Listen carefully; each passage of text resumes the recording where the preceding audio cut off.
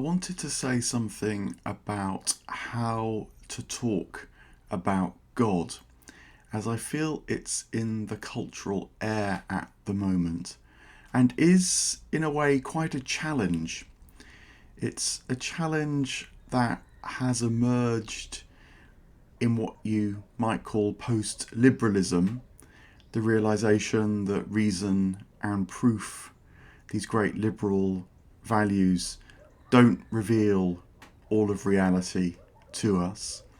Similarly, in this now post-new atheistic phase of recent cultural engagements with religion, the fight that the new atheists brought to the battleground of public discussion has run out, or at least moved into margins, and many people now seem left wondering quite what it was all about and quite where to turn to next. The question of how to talk about God not having died, in fact.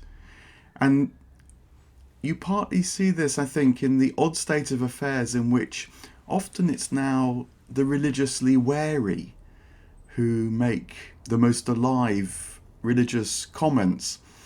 And my thoughts now are actually prompted by reading one of the columns of Matthew Paris in the Times, where he talked about his love of old holy churches and his hope that the Church of England doesn't, in fact, die.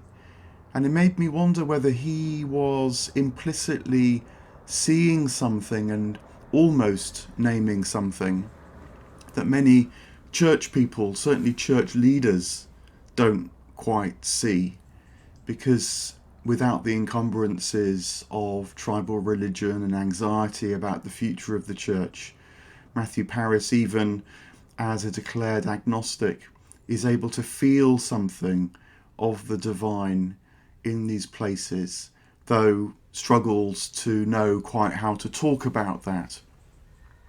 And it made me think that at the heart of this issue of how to talk about God, or at least how God is often talked about in misleading ways, is that God is not an object. God is not a super being, one being amongst many, though rather fantastic, like a Marvel superhero on speed, or even that God is not one God amongst many gods that you might encounter in the marketplace of religion these days. All these are mistaken ways of thinking about the divine, though often ways that are perpetuated by God's official advocates. They do treat God as an object. And you see this when they attempt to prove Christianity is true, perhaps by biblical exegesis, perhaps by rational inference.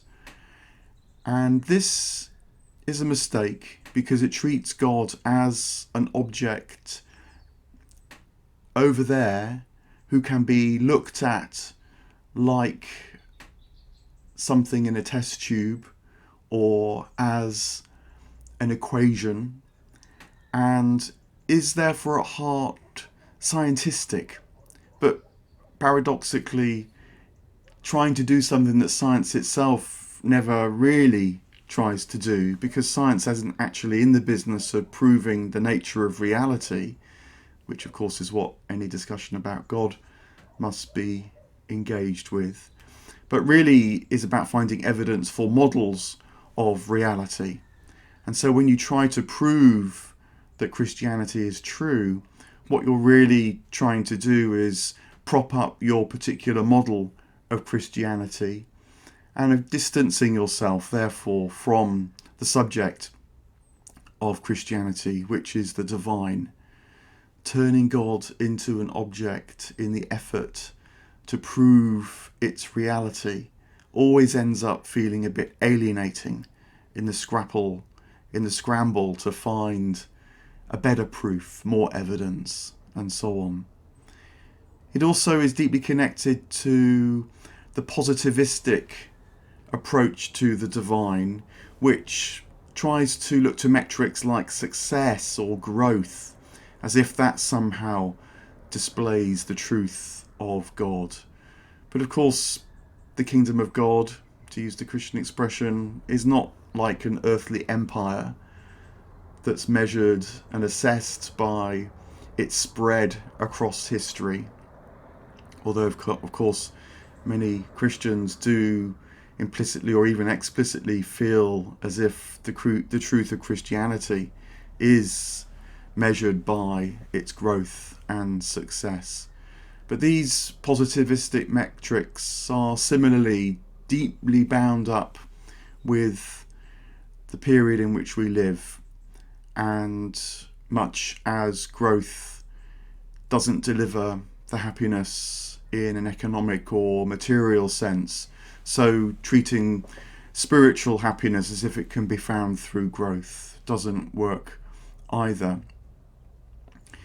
There's also the tendency to stress a gap between humanity and God, as if we are one thing, God is another thing, and there's an infinite divide in between the two. Sometimes this is called original sin, sometimes this is called the fall, sometimes it's inferred more rationally as if the infinite or the boundless can have nothing to do with the finite or the mortal. You actually see this in quite sophisticated theologies. And of course, again, it treats God as an object somehow over there or up there or lost to human sight because of human flaws and failures. And so ends up leaving the sense of desperation through treating God as an object. Again, relatedly, there's the tendency to treat Christianity, and of course other religions do this too, as if they are the holders of deposits of belief or doctrine, dogma, that are complete, that are imporous to improvement. The task is just to articulate them afresh in every age, because at some point in history a complete revelation of the truth has been given.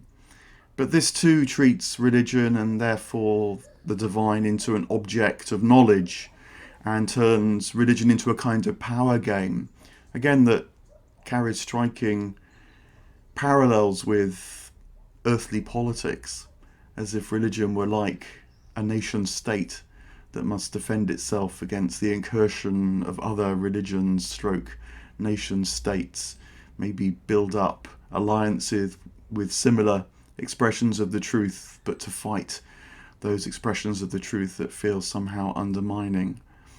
It turns God into an object most interested in power and securing the divine power, which of course is another mistake. You see it as well in the separation of the natural world from, well, we might say the supernatural or the divine world, as if nature were without grace until or unless God decides to infuse nature with grace and so save it. And this too treats God as an object, because it treats nature as an object separate from the divine, and as if creation were lost in a hopeless fall, say, rather than being the omnipresent, always radiating theophany of the divine that we might turn to, and so find the creator within the creation. The separation of nature and grace is another way that this treating God as an object or a super being or a god amongst gods shows up. Now, sometimes these approaches, trying to prove Christianity, trying to use metrics like growth, stressing the gap between humanity and the divine, treating a religion as a deposit of belief that's full and complete, or worrying about the emptiness of nature. Sometimes these approaches can actually be helpful, but only in a kind of early stage of engagement with the full truth of divine life. It's a bit like, I sometimes think, playing peekaboo with a child, when you hold your hands over your face to your kid and say, "Where have I gone? Boo. Where have I gone? Boo," as you drop your hands and reveal your face again. That's helping the child realize that you are there even when they can't see your eyes, they can't see your face. And so the felt connection between the two of you is somehow interrupted. And that interruption between ourselves and God clearly does occur, does happen. But if you treat everybody who feels that separation from the divine as a child, playing a sort of game of peekaboo, proving that God, say, exists, or proving that God exists through growth, or saying, "I've got the answer, don't worry," then you keep someone in that infantile game too. And so they never reach the mature understanding of God not being an object. Another way that things can sometimes happen, but that can get misleading too, is to treat the revelation of God as if it's a peak experience, as if it's something exceptional that overwrites or overwhelms or floods into the sense of alienation and separation. But then, of course, it leaves the person seeking the next peak experience, and more especially overwrites the fact that God, if God is anything, is the very basis of all experience. And any kind of experience only happens because it happens in the divine existence, the basis of consciousness and awareness of very life itself. Because God is not an object in life. God is the very ground of life. God is life itself. And of course, peak experiences echo the desires of a consumptive age to have greater, grander, more sophisticated, more nuanced experiences of life, much as someone might sell you a product that's greater, grander, or more nuanced as well. Material life gets confused with spiritual life, rather than seeing that material life is actually infused with spiritual reality. And so approaching life, whatever happens, whatever comes, as an opportunity to see the subjective presence of the divine, the very basis of what's going on, and not treating God as an object that can be brought into life if you're lucky enough to have a peak experience. You can even take this a step further, I think, and this is, I think, one of the fundamental confusions that arise in formal religious settings, where God is treated as an object because God is someone to pray to, as if we're separate, as if we're pleading, as if we're advocating towards a God who may or may not hear us for reasons we don't ever fully understand. People do feel separate from God, and then the spontaneous prayer to God is understandable. But again, if it becomes the norm, as I fear happens in many church liturgies, where the sense of praying to God is the basic structure, then it infantilizes once more. You might say that the pastoral imperative, the desire amongst many priests and bishops in the church, no doubt, to help people, can actually imprison people by offering to be alongside in the suffering, as if God must be reached out to overcome or comfort in the suffering. Again, there's a subtle separation that opens up there when praying to God or for something from God becomes the norm. Rather, the point of prayer, meditation, contemplation is to know how God is all in all, how that can be realized, the fulfillment of the promises the Apostle Paul puts it. And as many mystics in all traditions, not least Christianity, have realised. I'm particularly fond at the moment of a mystic called Catherine of Genoa, one of the Beguine mystics who lived at the same time as Dante, and she said she hated the notion of being for God or something coming from God, or even the idea of being in God, because that subtly carries still this sense of separation. And so she wanted to know the divine as all in all, including herself, including the whole of creation, realizing that there's nothing that separates her from the love of God, because God is the very basis of her own subjectivity, her own existence. And when she knows herself to be alive, she knows of the divine life directly and without any sense of gap. The archetypes in Christianity for this, I think, in a way, are both Mary and Jesus, who both are able to say yes to whatever happens in life, and so know that all of life is the divine life. It's even, not ultimately about relationship or intersubjectivity either. Another variant on this theme of the objectification of God that comes in. We're not a collection of subjects, and the Trinity is not a collection of subjects who just happen to get on perfectly in heavenly realms. God is not one subject amongst many subjects any more than God is one object or one being amongst many objects or beings.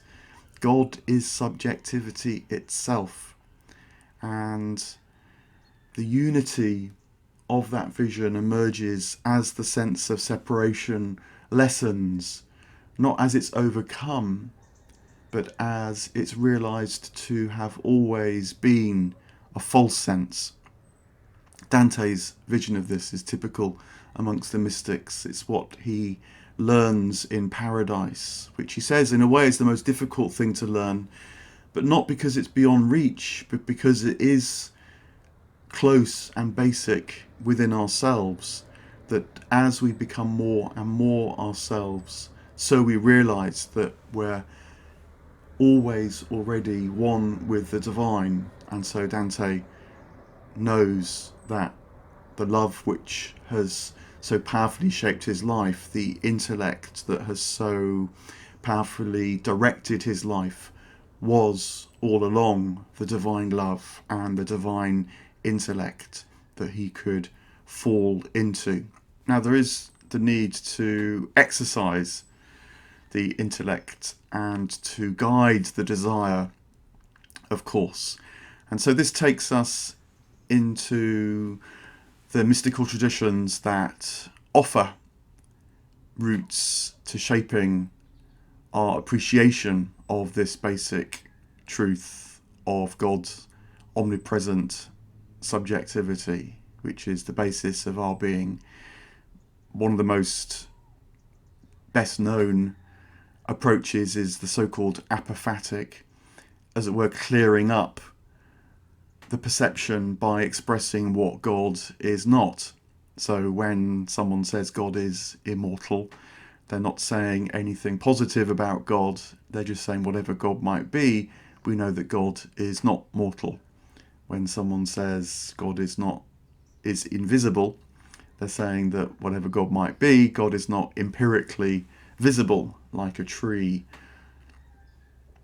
And that can be a very useful state of affairs. But it points to something a bit more nuanced and subtle again, which is the difference between knowing about God and knowing God. God can be known, the mystical traditions all insist on, and can be known fully and without impediment, because life can be known fully and without impediment. And so knowing about God is different. So, for example, there is a creation that is self-evidently true, and because there's a creation, it can be inferred that there is a creator. And so God is said to be the creator. That's to infer something about God, but it's a limited sense of the divine. It's a cataphatic statement about God, but must also always be treated cautiously because it doesn't say anything directly about God. You might say what it means to say God is a creator is as much a mystery as anything else. Putting it more generally, God is beyond concepts and must be beyond concepts because, of course, concepts are objects. Again, objects of knowledge. They're not the knowledge itself. And that is the direction of travel that we're invited to take. It's a bit like the difference between, say, knowing about music and playing music. The critic can write about the wonderful orchestral performance, but it was the players in the orchestra and then in some measure to the audience who listened to that particular performance that knew the music directly and how tremendous it was. That is what it is to know God directly as opposed to knowing things about God, which is an important distinction too, because knowing God is not about cleverness or about articulacy or about someone who's more adept than another. The divine appreciation is the most basic and fundamental part of human life. Again, because it is life itself. The divine essence, it seeds, you might say, the search for knowing about, too, because wanting to know about is a desire of the finite mind. So, for example, in the Sufi tradition, there's the 99 names of God, like God is mercy, God is generosity. And these names point to facets of the divine, but none of those names of itself knows the divine directly. And sometimes you get stories about the different divine names talking amongst themselves, even as to the nature of Allah to which they all point. Reason can discern, knowing that mercy is a quality that points towards the divine, that generosity is a quality that points towards the divine, is very, very useful because it helps you to follow the direction of travel towards the divine. But reason doesn't decide or prove anything itself about God in God's self. And so it's a mistake to think that the divine essence can be known about in the finite mind by names as much as anything else. They steer. And you see this in the Trinitarian formularies of the Christian mystical tradition too. So sometimes God is said to be being, consciousness and bliss, or as has been pointed out, this is the same as Sat, Chit and Ananda in the Advaita tradition. And what this is saying is that because God is these three things in one, when we feel and know those three things coming together into a unity, into a simplicity, we can know that we are closer to the realization of God, that existence, awareness of existence, and the peace of existence, the Sat, the Chit, the Ananda being consciousness and bliss. When we feel the coincidence of those things, we know that we're consciously experiencing that which was true always already, the subjectivity of the divine, which is our subjectivity too. Or another way this is sometimes put is a trinity of being, life, and intelligence, existence, activity of existence, and wisdom of existence, being, life, and intelligence. And when we feel those things coinciding in any particular moment, we can know that we're appreciating the divine directly in that moment as well. So what does this all mean for how we talk about God? To begin to come back to my original question, some might feel it's a bit of a counsel of despair. You know, if God is not an object of proof, how can we ever be sure of God? If God is not measured by the success of any particular religion, how can we know that we're on the right track? People want to know that they have the right belief. They want to have a secure sense of their salvation. Peak experiences are very powerful. They do convey meaning and purpose and direction. What about prayer then, if it's not seeking answers? But actually, all those things are what lead to the despair. The quest for proof, for success, for right belief, for salvation, for the next peak experience, for the answer to prayer. Whereas actually, the fact that God is not an object is the good news. It is that God is always within, around, underneath, over our existence, our awareness of existence, and the peace of existence that can be known, or the being, life, and intelligence, the activity of life, and the wisdom of life that reveals itself. These other things, proof, success, belief, and so on, have nothing to do with it, in fact, because what is on offer in the good news of Christianity and other wisdom traditions is a direct encounter or union, possible because it is the very basic truth of our existence. The presence of God is the divine within us. It's the life of God that embraces us. So it's about these qualities like, say, mercy, generosity, as virtues that we know and feel resonating within ourselves, that lead to an awareness of this embrace. Conversely, it's about sometimes the suffering or the tragedy that can lead to a letting go that lets in the divine as well. You hesitate to talk about this because these things can be very terrible for a period.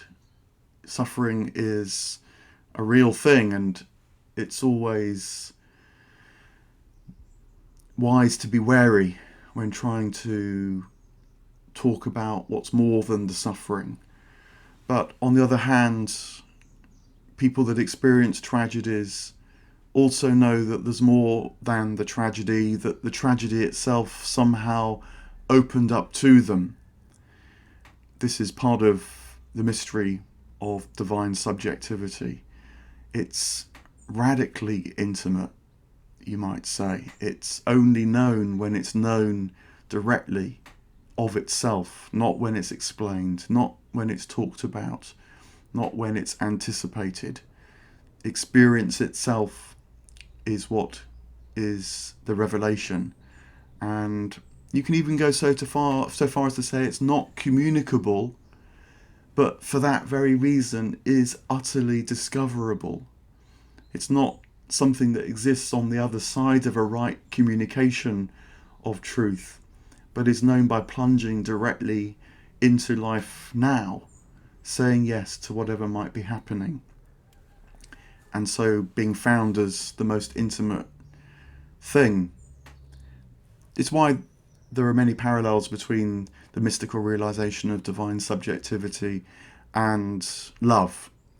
It's as you know your beloved becomes a great analogy for how the divine can be known. If you try to explain your love, then you would feel yourself running out of words when you talked about your relationship of many, many decades and how your life had almost become one life in your life together. You almost know too much about the other person. So instead you fall into something far simpler but also far richer, which is the everyday fact of your existence together. And it's why the intimacy of a hug when coming back together can be far more profound really than sex itself, or why falling asleep together feels like the peace of existence, the bliss of existence, far more than anything ecstatic, because you know that your being is a shared being, and that points to the divine being, which is also of the same nature. In fact, of course, the nature of the love between the beloved and the lover is the divine nature. is the divine embrace, is the most basic truth of the unity of existence. So this begins perhaps to move us on to what does it mean to talk about God in this way. Love is one way this is done, but again, you want to be wary, because sometimes love is talked about as if it's overcoming a gap, as if it is based on a separation that can lead to a union again, rather than love being the quality that is the expression of the unity already. We don't actually need love as if love might be beyond us. We need to discover the love that already embraces us.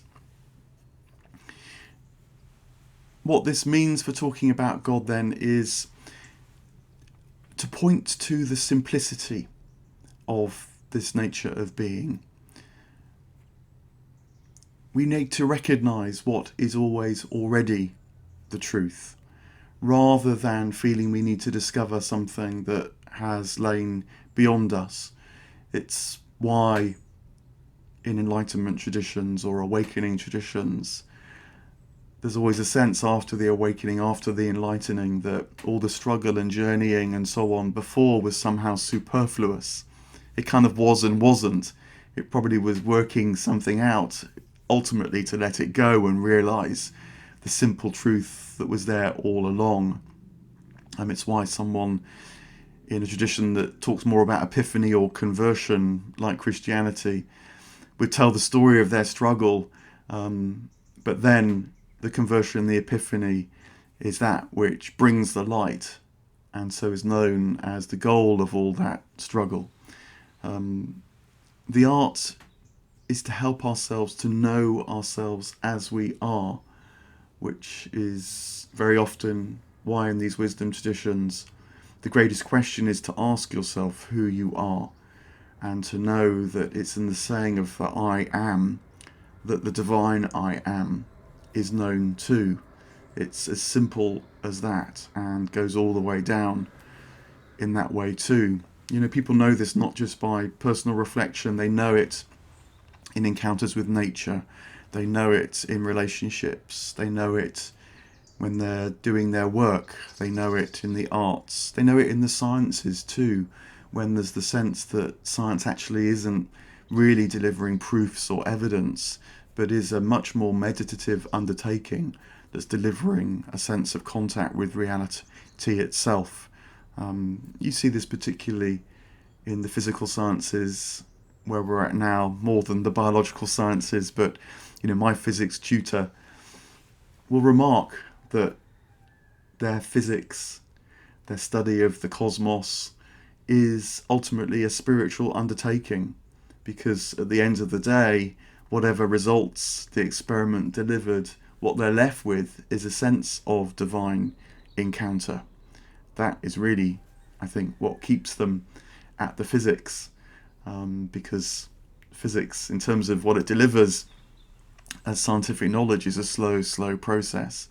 It's almost like a meditative practice, in fact. So when talking about God, turn to that which is most immediate for yourself, for the person you're in conversation with, and amplify that. Follow its qualities. See how it reveals something about the nature of existence, the intelligence of existence, the peace of existence. And that will be talking about the divine. There's no clever argument that's needed. There's no evidence that must be brought to bear. There's no sense of anything needing to be overcome even. No need for salvation, but actually the realization that the divine is here because otherwise we wouldn't be here. You don't need a blessing, you don't need a gift of tongues, you don't need to find the right tradition.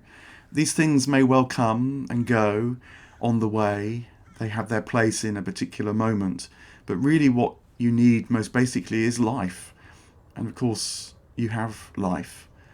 You perhaps need a bit of space to contemplate its inequalities, and that might require a stepping back from a religious context that focuses more on the externalities, or a wider secular world that is obsessed with proof, with evidence, and so on, with success.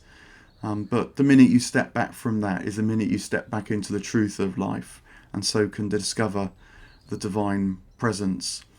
I would say even try and avoid apologetics when talking about God, the kind of apologetics that try to persuade you that this view is the right view. Think of Socrates' so-called apology, the Platonic dialogue, which is now often published as Socrates' Apology. When you actually read it, it's not an effort to prove that what Socrates said was right, let alone gather the evidence. What it is actually a rich statement or description of Socrates' life in all its fullness that serves as an invitation to listen to yourself and know the parallel or analogous experience. The analysis, you might say, doesn't seek to prove anything, but to show and discern the way, which is the way that lies immediately before us all in this moment now. It's also worth avoiding the notion of religion as if it's about a kind of tribal belonging. This has become very popular, particularly amongst liberal voices who fear the fragmentation of society, and so will make a case, an apologetic case for religion because it builds community and so on. Now, clearly that can happen, but the risk is that it fixes knowledge of God again at a kind of objective level, a social level. It makes divine awareness a form of material result, in this case, building social capital, say, and not realizing that the unity is actually at the basic level. It's just a realization of what's already the case. Not something that needs to be somehow assembled by gathering congregations and keeping them coming to church, assuring that the bums on seats return every weekend. This is actually the older or other meaning of religio, not older, but the other meaning of religio, which isn't about belonging, but actually was a kind of virtue. In the medieval world, to say someone was religious meant that they were engaged in the practice of forming a coherent, actualized awareness of themselves, bringing the different parts of themselves together, you might say, how they lived, how they thought, what they knew, into alignment. And so discovering in that religio, in that virtuous alignment, the simplicity which is the divine simplicity. It's knowing the Trinitarian life, the being, the consciousness, and the bliss as one. That was the virtue of religio rather than the social function of religio. To put it another way, it's why mystics and holy people from other traditions will recognize the mystics and holiness of all traditions. The Buddhist sage will recognize the Christian saint, will recognize the ancient philosopher. They'll see the simplicity of the well-formed life in each other, and so greet each other with a smile, with an act of recognition, rather than with an argument. Though they may then have very interesting discussions about the meaning of all these things, but so as to discern and enrich their own awareness, not so as to win as if it's a power struggle or a zero-sum game. This is also to say something about teaching, because it's the teaching that acts from what the philosopher of education Zachary Stein calls teacherly authority. And this is the authority that's not based on power, as if it's an effort to cajole or to manipulate or to hold your attention for fear it might get lost. Again, these are very common kinds of powerful authority, which, particularly in an age of social media, that does try and cajole or manipulate or hold your attention, obtains, and of course it then filters into religious context too, where advertising campaigns are designed to cajole or manipulate you or keep your attention. Courses of conversion operate in this way, forcing you down a certain path rather than opening up a path before you. But rather, Zach Stein's notion of teacherly authority is that which is one in which the teacher and the student, the pupil, are learning alongside each other, perhaps learning at different levels. I think of it in relation to what the psychotherapist Donald Winnicott called the parent-child relationship. If you think of, say, a parent helping a child do a jigsaw, the parent won't tell the child where all the pieces go, won't instruct the child in how to do a jigsaw. That would be demoralizing for the child. Instead, the parent will practice and learn their own virtues of patience as they play with the child, so that the child can discover where the pieces go, so that the child can have the satisfaction of realizing the whole picture within the jigsaw pieces. That's what the wisdom traditions teach about the wise teacher, and why very great teachers will say that they're just the humble searcher, quester too. The Buddhists will talk about the beginner's mind. Teachers in the traditions, say in Christianity from Jesus onwards, have been always utterly approachable by everybody, be they rich or poor, be they wise or simple, because it's about unveiling something in the act of meeting rather than an assertion of a fact or a belief or a doctrine and trying to persuade you that that is the truth. Again, the unveiling takes you to the direct presence of the divine, not something that you need to grasp and grab and try and possess and hold on to know that. The old notions of the spiritual senses can help here, I think. This was understanding the senses not as empirical channels of information that tell us about the world out there as we take the information inside of us, but rather senses as direct encounters with life's qualities itself. So hearing or listening is known as a receptive virtue towards the world. Seeing is known as an opening stance towards the world, and so an embrace of the world. Touch is known as a vivifying or enlivening experience of encounter with the world. Smelling is known as following, tracking, moving more deeply into life. And tasting is knowing directly. Oh, taste and see that the Lord is good. It's the direct awareness in taste. So listening as receiving, seeing as opening, touching as vivifying, smelling as following, tasting as knowing. The qualities of our senses reveal their spiritual truth. It's about following the good, the beautiful and the true, to use the Platonic expression, and knowing that every moment is a moment to step into that which is good, beautiful and truth, whether it be small or whether it be large. And so stepping into ever-widening circles of being, to recall Rumi's phrase. It's worth learning to spot when you maybe step back into treating God as an object, which, we all do from time to time, unless we're complete saints.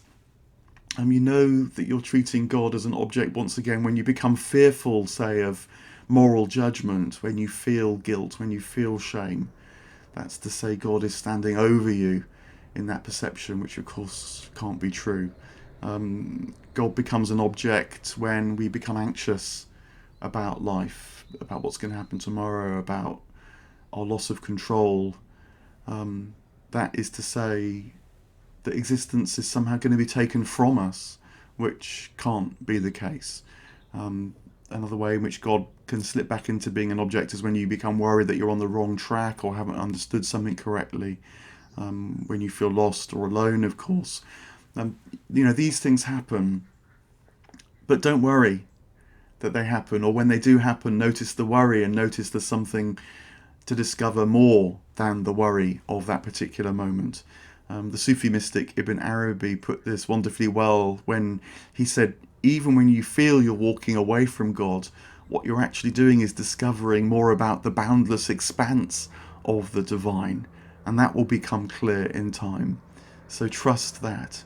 Even approaching death is to discover that life embraces death through the experience of death, not trying to go around it, over it, or under it. This takes us back to the theme of suffering and the caution needed here, but there's always more than suffering to be found. This is the meaning, I think, of the cross in Christianity. God knows of suffering. That's the significance of Jesus dying on the cross, but knows far more than the suffering too. The traditional way of putting this is to say that God is impassible, which is to say not that God doesn't know about suffering, but that God is not changed by suffering, because God always already knows about the nature of suffering. We feel we're going to be changed by suffering because it's a new fearful experience.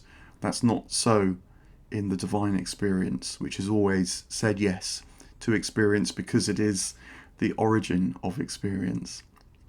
So what would be tremendous is if, when talking about God, people stopped talking about God as an object and started thinking of the divine experience as the subjective awareness, knowledge of existence. Stop being defensive, in other words. Stop treating religion as if it's a product that I've got to sell. There are many revelations, there are many moments of direct divine inspiration. There's not one that is the most true or that trounces all the others. And I think people know that nowadays in a plural world. It's not just they know there are many religions that have their own integrity, but they encounter people from many religions that shine, radiate the divine truth, even though they may come from a different confessional system. Any one revelation is just the point of contact for you if you belong to it, or the group to which you belong. But it's the point of contact with that which is way more than just a revelation. It's like the language which you may speak fluently or well. It's trying to speak of reality itself. It's not itself reality, and will be coloured by particular times and places, maybe very dramatically coloured by particular times and places. But all these revelations point beyond themselves, point beyond their particular times and place. And so following that inner thread of truth by tracking the good and the beauty in them is, I think, how to relate to the many revelations of which we're aware in the modern world. Know your own revelation, love it, but also be ready to discard it when another revelation in that particular moment speaks more powerfully to you. I felt myself that I discovered the mystical tradition in Christianity when I recognised it in other traditions, in fact, particularly Buddhist traditions, traditions of Advaita, traditions of Sufism, and it made me realise what I couldn't see within Christianity as it had been presented to me as I tried to absorb it up to that point. One way of putting this for those who are born in or around Christianity is to wonder if we need a Christianity beyond Christianity. This is to take the truths which are in the Christian traditions, in their mystical or visionary inflections, and to take those as well springs for stepping beyond the confines of the Christian tradition as it can be presented in its more objectified, anxious, doctrinal, in the sense of tight and narrow defensive modes. This is even at the origins of Christianity, of course, when Jesus makes remarks about a spirit coming that will lead into greater truths that can't yet be known. The Spirit is that which spreads the divine presence, revealing the boundlessness of the divine presence through this wonderful dynamic of stepping outside of itself, the ecstasis of the Spirit. But there is always the more of itself, because the divine, when it steps always more into itself. That is the nature of being divine. That is the nature of being infinite, which we beings with our finite consciousness can discover more and more of as well. I wonder actually whether charismatic Christianity, which is the fastest growing form of Christianity at the moment, actually understands something of this, which is why it focuses on the Spirit. It also seems quite prophetic rather than, say, priestly. It's about discerning the now rather than transmitting the past. But, I just qualify that with the wariness that, of course, it almost invariably seems to become hooked on power or on miracles or on success or, of course, on the kind of narrow apologetics or the quest for objective proof. But there's something in the spirit of charismatic Christianity that explains why it's rising up now, even if my sense too would be that it can often go wrong. Those who are in the vanguard within the Christian tradition will be those that I often talk about. In my view, figures like David Bentley Hart, figures like Rowan Williams, Maggie Ross, Cynthia Bourgeot. And what's so interesting about these figures is they're not, as it were, fluffy liberals. They're not trying to write down religion in order to make it acceptable to the liberal frame.